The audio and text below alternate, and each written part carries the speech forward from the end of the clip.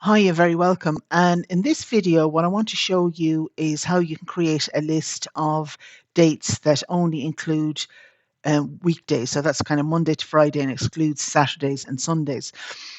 So what I do here, first of all, is when I was asked this in class, I tried creating a pattern with it, and it didn't work the way I expected it, to be honest with you. Okay, so what I need to do then is I went back away and I looked at my fill option. So I'm going to start with the first day of the month of the year, press enter.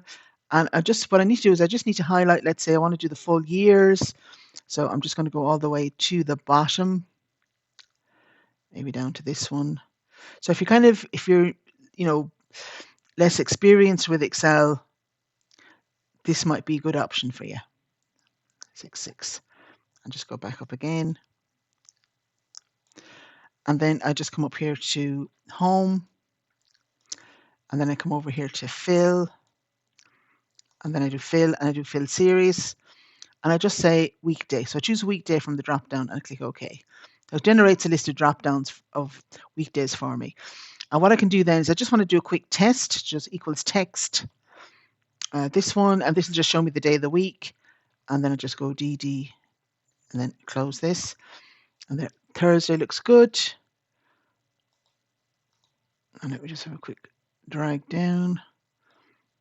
Yeah, and that looks pretty good. See, it goes to Thursday, Friday. They go Monday, Tuesday, Wednesday, Thursday, Friday. Monday, Tuesday, Wednesday, Thursday, Friday. Now, the only thing, this is fine.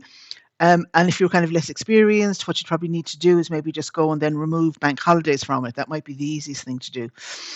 Okay, or alternatively, you could have a look at method 2, where I use kind of a formula, a workday formula that allows me to generate it. So what I've done here is I've got a start date in here. Let's say the first 26. All right. So I just go equals workday.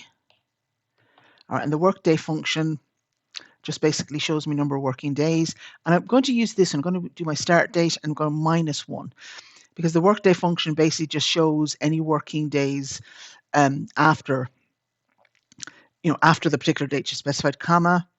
And then I'm going to use a function called sequence. And I'm going to put in 365. And this will generate 365 dates for me. All right, it's called one of the dynamic array functions, comma. And here's my list of public holidays. Now, these are public holidays for 2026.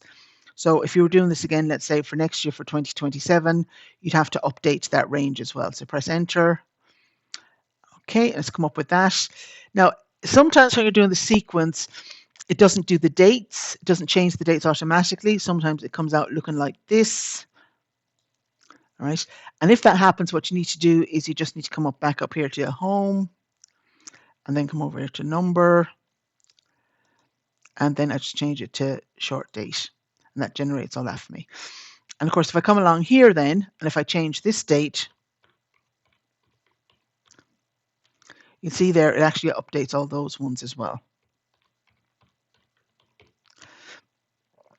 And then for this one, the older method, I wouldn't have to copy and paste it because the dates are done. But if this one, I'd have to do a copy, Control Shift and paste values with it if I wanted to copy it somewhere else. All right.